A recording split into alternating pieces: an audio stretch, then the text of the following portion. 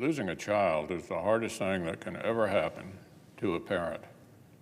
It's out of the natural order. Madam President, those are the words of a grieving father in Bowling Green, Kentucky. After struggling for years against opioid addiction, his son was killed by a lethal dose of fentanyl in 2021. That year marked the second straight year in which overdose deaths in the Commonwealth set a new all-time record. Thousands of lives are now claimed each year by a scourge of deadly drugs. Last week, I met with narcotics officers from across Kentucky who work on the front lines of this crisis. They told me that rampant flows of illicit drugs had driven the price of a pound of fentanyl down to less than a third of what it cost dealers in 2020. That's right. Working families are paying more for just about everything on President Biden's watch, but drug dealers with unprecedented access to massive flows of foreign drugs are literally making out like bandits. The one thing that's gotten cheaper under this administration is the last thing we want Americans buying. The officers were crystal clear on the bottom line.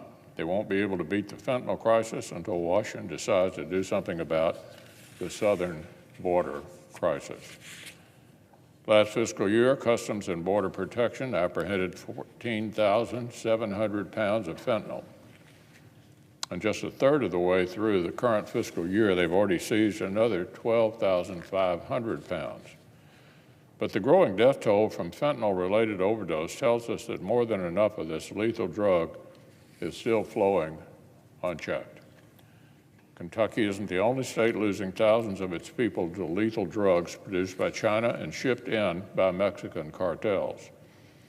Since the Biden administration has ignored a functionally open southern border, every state in America has faced border state problems.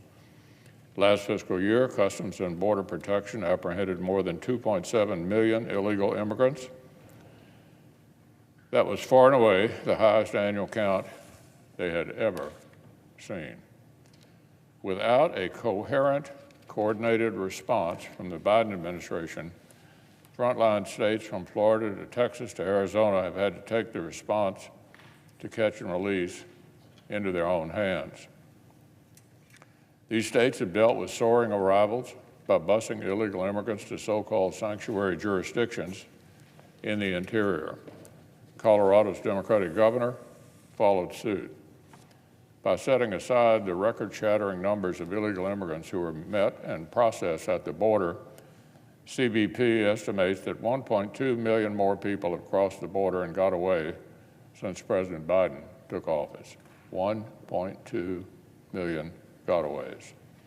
That's 2 times the population of my hometown of Louisville just disappearing into our country. So, Madam President, 98 of the illegal immigrants CBP apprehended last fiscal year were watch list terrorists. 98 of them were watch list terrorists. Thousands were convicted criminals. And along with them, as Kentucky narcotics officers understand all too well, came millions upon millions of lethal doses of fentanyl. I'm proud of the Commonwealth's first responders who are fighting back against this truly devastating killer. But until the Biden administration decides to address the border crisis by unfolding on its watch, my fellow Kentuckians will continue to fight a steep uphill battle.